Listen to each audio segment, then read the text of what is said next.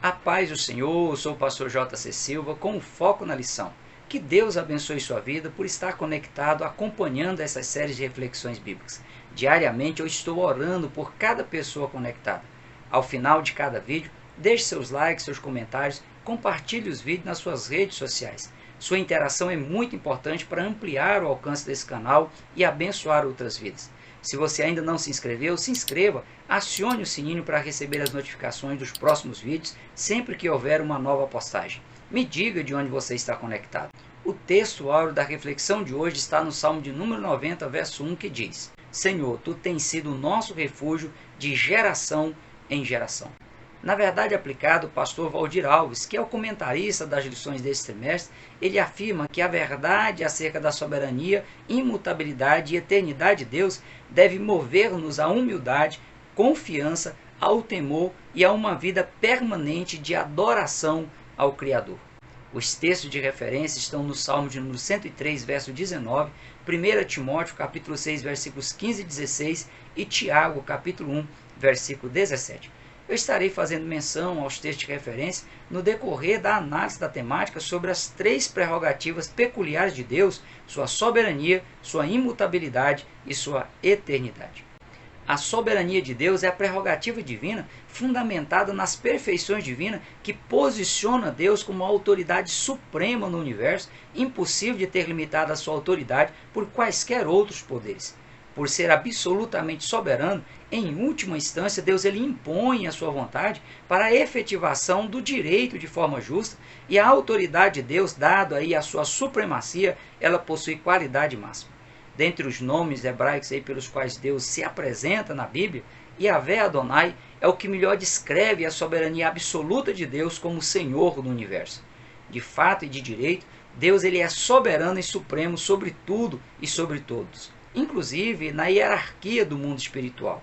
Na sua soberania, é Deus quem delegou e quem delega poderes a todos os seres angelicais, a todos os seres vivos, inclusive aos anjos caídos que têm as suas atuações, as suas ações limitadas à permissão de Deus, estando eles, portanto, inteiramente subordinados à soberania de Deus.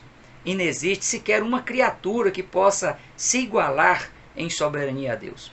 Quando Lúcifer ele se atreveu a querer se igualar a Deus, ele foi expulso dos céus, precipitado à terra, junto com os anjos que se aliaram à sua rebeldia no reino celeste. O salmista Davi, exaltando a soberania de Deus, ele disse que Deus ele não precisou que alguém estabelecesse um trono para ele se assentar. Foi o próprio Deus quem estabeleceu o seu trono nos céus e o seu reino domina sobre tudo. No Salmo de número 115, verso 3, o salmista ele enfatiza a posição elevadíssima que Deus se encontra e afirma que Deus ele faz tudo o que lhe apraz. Para o profeta Isaías, as nações são consideradas por ele como a gota de um balde e como o pó miúdo das balanças. Eis que lança por aí as ilhas como a uma coisa pequeníssima. Todas as nações são como nada perante ele.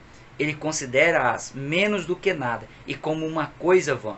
Isso posto, Isaías pergunta: a quem, pois, fareis semelhante a Deus, ou com que o comparareis?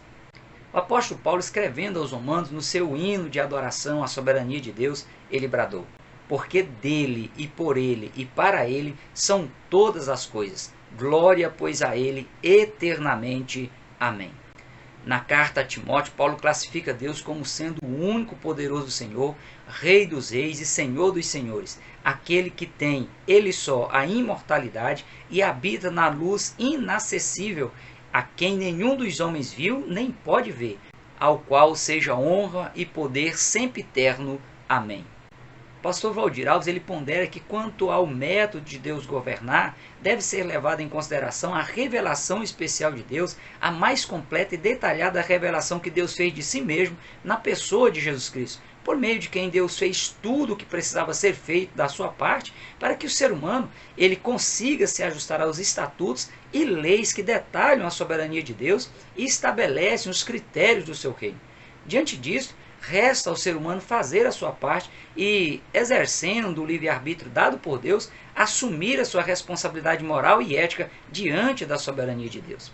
Sim, Mesmo Deus, de forma soberana, tendo feito tudo o que precisava ser feito da sua parte, é o ser humano que é o responsável direto pelas decisões cujas consequências definirão o seu destino eterno. Caso o ser humano ele venha a ser destinado às trevas eternas, o ato soberano de Deus em condená-lo será apenas uma forma de Deus fazer justiça em respeito às escolhas pessoais humanas que as pessoas fizeram em vida no exercício do livre-arbítrio. Deus não pode ser comparado a qualquer criação em quaisquer aspectos, mesmo porque o fato de Deus dar ao ser humano partículas de alguma de suas características pessoais tornou os seres humanos apenas semelhante a Deus e não uma parte de Deus. Se o ser humano ele fosse uma parte de Deus, o ser humano ele poderia se aprimorar, se desenvolver e um dia vir a ser como Deus. Isso é impossível. Como estudado na lição de número 10, Deus transcende a toda a obra criacional, mas por puro amor, por ser também um Deus imanente, ele se permite estar presente e ativo em toda a obra criacional para preservar a sua obra com vida e se relacionar com a obra criacional de forma plena dentro dos limites de cada espécie, pois ele é o Criador e o mantenedor de toda a criação. Como Deus pertence a um nível extremamente superior ao da criação, Deus ele se mantém no controle de tudo em todas as situações, sejam elas boas ou ruins. Deus ele se mantém no controle, inclusive, sobre todos os tipos de autoridades humanas e espirituais ímpias do universo. E por meio de suas vontades diretiva ou permissiva, Deus ele ordena todos os eventos em todos os tempos e em todos os lugares. A vontade diretiva de Deus é aquela que expressa a boa, perfeita e agradável vontade de Deus em relação a tudo que envolve a sua obra criacional. Já a vontade permissiva de Deus, ela expressa a sua permissão para que as suas criaturas realizem as suas vontades pessoais tomadas a partir do seu livre-arbítrio, com base na forma como administra suas emoções e nas decisões que tomam a partir delas. O pastor Valdir Alves ele ressalta que Deus, na sua soberania, embora ele não aprove os atos de impiedade, Deus os permite e os utiliza para cumprir os seus objetivos de punir os filhos da desobediência e promover glória ao seu nome. Como exemplo, o pastor Valdir Alves ele cita a crucificação de Jesus. A crucificação é o crime mais hediondo de todos os tempos. E ao permitir que Jesus ele fosse crucificado no lugar da humanidade, Deus o fez porque foi a escolha feita pelos tribunos do Sinédrio, pelas pessoas que compuseram o júri popular ao qual Jesus foi submetido e por Pilatos, que liderou o tribunal político. Foi uma crueldade? Sim, foi uma crueldade. Foi injusto, foi imoral condenar um inocente como fizeram com Jesus? Claro que sim. No entanto, Deus foi e é glorificado na crucificação de Jesus, já que por ela alcançou a humanidade através do sacrifício de Cristo, como também por imputar condenação ao pecado, fruto das escolhas pessoais da humanidade, já que de forma justa, Deus ele antecipadamente ofereceu salvação e a humanidade rejeitou. Crucificar Jesus estava dentro dos limites de decisões dos poderes humanos, e somente por ter sido morto foi que Jesus pôde ressuscitar de forma gloriosa por uma ação sobrenatural do elevado nível de soberania de Deus. A soberana vontade de Deus não anula a responsabilidade pessoal. Deus deu à sua criação liberdade de escolha e caso Deus suprimisse essa liberdade, Deus estaria indo contra a sua própria essência, contra a sua própria prerrogativa de ser soberano. E por ser soberano, Deus não infringe os princípios criados e sustentados por ele mesmo. Quando Deus escolhe algo para o ser humano e o ser humano aceita e se submete de forma voluntária e obediente à vontade de Deus, Deus ele se responsabiliza por quaisquer consequências de sua escolha. Se o ser humano consolidar em decisões as suas escolhas pessoais, o ser humano terá que arcar com as consequências de suas escolhas. Caso o ser humano chegue à conclusão de que tomou a decisão errada, se arrependa, peça perdão e passe a viver em novidade de vida, Deus honra esta última escolha, perdoa a pessoa, capacita a pessoa a superar as consequências dos pecados cometidos e livra a pessoa da condenação eterna. Quanto às vontades diretiva e permissiva de Deus, uma não anula a outra. Deus apenas age em linha de ações diferentes, previamente estabelecidas, sem surpresas e sem necessidade de serem reparadas ou melhoradas. De acordo com um artigo publicado na Bíblia do Estudo da Fé, a soberania de Deus não anula a liberdade de escolha humana.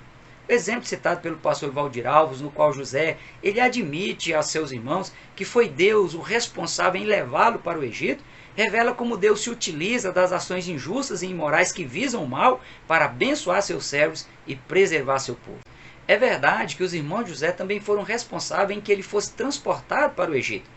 E essa responsabilidade dos irmãos de José ocasionou consequências desagradáveis a eles, e eles tiveram que conviver com essas consequências, tiveram que arcar com elas. Deus, na sua soberania, apenas transformou aquela maldição em bênção para honrar a sua aliança com Abraão, Isaque e Jacó, como também ao fiel José do Egito. Quanto à imutabilidade de Deus, trata-se da qualidade que torna Deus imutável, não sujeito a mudança, inalterável, invariável em sua essência, em seus atos e em seus relacionamentos. Por ser imutável, Deus ele é plenamente constante. Deus é o mesmo ontem, hoje e será eternamente. Essa é a prerrogativa da Trindade Divina, pois em essência Deus é invariável, sem quaisquer chances de que ele venha sofrer algum tipo de alteração em seu ser ou em suas perfeições.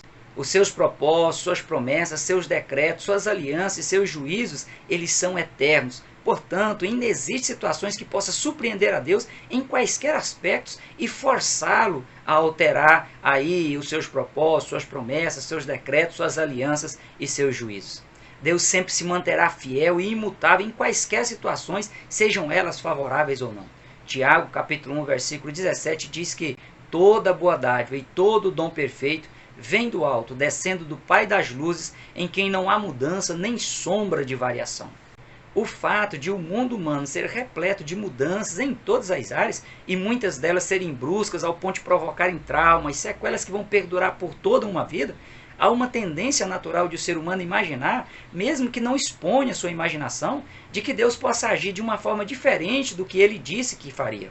Se a humanidade pode ter uma certeza absoluta de algo, é que a única probabilidade de o ser humano ser surpreendido por Deus é o fato de Deus cumprir todas as coisas rigorosamente conforme ele antecipadamente disse que faria. Por meio do profeta Malaquias, Deus justificou a preservação da humanidade ao fato de ele ser imutável. Em Mateus capítulo 24, versículo 35, Jesus disse: "O céu e a terra passarão, mas as minhas palavras não hão de passar." Para o pastor e escritor Raimundo de Oliveira, o fato de Deus existir por si mesmo, bem como a sua eternidade, são argumentos suficientemente fortes para nos levar a meditar e acreditar na imutabilidade de Deus. Dr. Mullis ele resume o significado da imutabilidade de Deus como sendo sua autocoerência moral e pessoal em todos os seus tratos com suas criaturas. O pastor Valdir Alves ele afirma que uma das seguranças que o cristão tem é justamente a confiança nas promessas de Deus, porque se Deus prometeu, ele empenhou a sua palavra, ele não retira a sua palavra. Caso alguma promessa de Deus não se concretize na vida de uma pessoa, a falha é humana e não de Deus. Há um hino que diz: "Eu não morrerei enquanto o Senhor não cumprir em mim tudo o que ele mesmo prometeu para mim." Essa frase é uma distorção teológica, pois todas as promessas de Deus elas estão condicionadas à obediência da pessoa aos princípios estabelecidos e sustentados pelo próprio Deus. A ausência de obediência ela retarda o cumprimento das promessas de Deus, e caso a pessoa morra na condição de desobediente à vontade de Deus, apesar de Deus não retirar a sua promessa, manter a sua palavra, foi a pessoa que impediu que a promessa de Deus se cumprisse em sua vida. Deus abre portas que ninguém fecha, mas ele não obriga a pessoa a entrar ou permanecer nas portas que ele abre, pois ele não muda o seu respeito ao livre-arbítrio que ele mesmo deu ao ser humano. No Salmo de número 33, verso 11, o salmista diz: "O conselho do Senhor permanece para sempre, os intentos do seu coração de geração em geração." A respeito da imutabilidade de Deus, o escritor aos Hebreus declarou: "Tu és o mesmo, e os teus anos não acabarão." Para o pastor Valdir Alves, por ser imutável, Deus ele não admite que ninguém ouse mudar seus projetos, mesmo porque toda mudança tem que ser para melhor ou para pior. E é impossível que Deus mude para melhor, pois ele é absolutamente perfeito. Da mesma forma, é impossível que Deus mude para pior, pela mesma razão.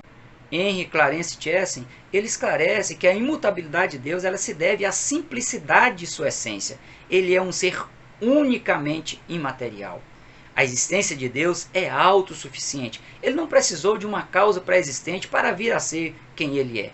A perfeição de Deus o torna imutável. Ainda quanto à imutabilidade de Deus, Deus ele não mente e nem se arrepende, pois ele nunca erra, nunca falha, e não existe situação que possa levá-lo a se hesitar, ele nunca é pego de surpresa, ele não comete equívocos ou quaisquer atitudes que lhe impõem a necessidade de mentir ou de se arrepender, de voltar atrás, de fazer as coisas de uma forma diferente do que ele tenha planejado ou por ter esquecido de algum detalhe no planejamento. Números capítulo 23, versículo 19 diz: Deus não é homem para que minta, nem filho do homem para que se arrependa. Porventura, diria ele e não o faria, ou falaria e não o confirmaria? Em Romanos capítulo 3, versículo 4, Paulo declara: sempre seja Deus verdadeiro e todo homem mentiroso. No Salmo número 110, verso 4, a parte A, o salmista Davi bradou: jurou o Senhor e não se arrependerá. Com o objetivo de evitar quaisquer equívocos quanto à inerrância das Escrituras, quanto ao fato de Deus não se arrepender, o pastor Valdir Alves ele cita o escritor Ezequias Soares, que diz que o fato de Deus ser imutável não significa que Deus seja imóvel. Ou seja, Deus não se arrepende, mas ele altera a sua forma de agir e de se relacionar com a sua criatura, sempre levando em consideração o posicionamento, as escolhas pessoais e íntimas da criatura diante dele. Por exemplo, diante da corrupção, da violência, da injustiça social e do desvio moral e ético generalizado nas pessoas nos dias de Noé em relação à vontade de Deus para as suas vidas, que era de abençoá-los plenamente e de forma permanente, Deus ele mudou a sua forma de agir com aquela gente e ao invés de abençoá-los como gostaria, ele mandou o dilúvio, salvando apenas a família de Noé, juntamente com os animais que entraram com ele na arca. Deus enviou seu Filho para salvar a humanidade. No entanto, Deus agirá de forma punitiva com aqueles que se aliarem com o pecado e rejeitarem a sua oferta de salvação eterna. O dilúvio e a condenação eterna não é pelo fato de Deus se arrepender, voltar atrás no seu plano de salvar a humanidade, mas em consequência da desobediência humana à vontade de Deus, que o levará a mudar a forma de tratar com o ser humano ímpio e condená-lo. Para o escritor Ezequias Soares, arrependimento é uma mudança na mente e no coração humano. A mente de Deus é imutável e inalterável. Quanto à eternidade de Deus, diferente do ser humano que tem um início, tem um começo, e a alma e o espírito humano sobrevivem à morte física, portanto, torna o ser humano eterno apenas quanto ao futuro, a eternidade de Deus trata-se da sua prerrogativa de autoexistência, de Deus não ter início nem fim de dias. É a característica que faz com que Deus ele ultrapasse os limites das mais perfeitas determinações cronológicas. Deus é eterno, de eternidade a eternidade. Ele não tem começo, nem sucessão de dias, não tem fim. Deus é infindável, tanto em relação à eternidade passada, pois ele sempre existiu, quanto em relação à eternidade futura, ele não terá fim. Eliú, tentando justificar ou explicar a grandeza de Deus em seu discurso a Jó, ele disse: eis que Deus é grande e nós o não compreendemos, e o número dos seus anos não se pode calcular. O salmista, reconhecendo a importância de confiar no Senhor, ele bradou: eles perecerão, mas tu permanecerás. Todos eles, como uma vestes, envelhecerão, como roupas mudarás e ficarão mudados, mas tu és o mesmo, e os teus anos nunca terão fim. Em seu cântico, a bondade, a grandeza e a providência divina, Davi reconheceu dizendo: o teu reino é um reino eterno, o teu domínio estende-se a todas as gerações. Por ser eterno, de eternidade a eternidade, Deus ele é imortal, é indestrutível, pois sua vida se origina nele mesmo e o torna a fonte de vida e de preservação de tudo que existe no universo. O dicionário grego de James Strong, ele traduz o termo imortal como sendo a descrição de um ser que nunca está sujeito a entrar em decadência, tanto em relação à sua essência, quanto em relação à continuidade de sua existência, um ser incorruptível. Paulo ressalta essa verdade acerca de Deus em forma de louvor, dizendo: ora, ao Rei dos séculos, imortal, invisível, ao único Deus, seja honra e glória para todo o sempre. Amém. Na carta aos Romanos, Paulo ele traz à tona a ação humana na tentativa de distorcer a realidade acerca de Deus ao inverter os valores morais e éticos instituídos por Deus. Em Romanos, capítulo 1, versículo 23, Paulo diz: e mudaram a glória do Deus incorruptível em semelhança da imagem de homem corruptível, e de aves, e de quadrúpedes, e de répteis. No entanto, esse comportamento inadequado do ser humano em relação a Deus em nada alterou a sua essência ou a continuidade de sua existência. Para John Stott, por ser imortal, Deus ele está além de qualquer degradação e também além da morte. Nas orientações finais da primeira carta a Timóteo, falando sobre a futura aparição de Jesus, Paulo descreveu com as seguintes palavras: aquele que tem ele só a imortalidade e habita na luz inacessível, a quem nenhum homem viu, nem pode ver, ao qual seja honra e poder sempre eterno. Amém. O pastor Valdir Alves, ele traz a definição de finitude como sendo a qualidade, a característica do que é infinito, que não tem fim, que não tem limites, grande em quantidade e ou extensão.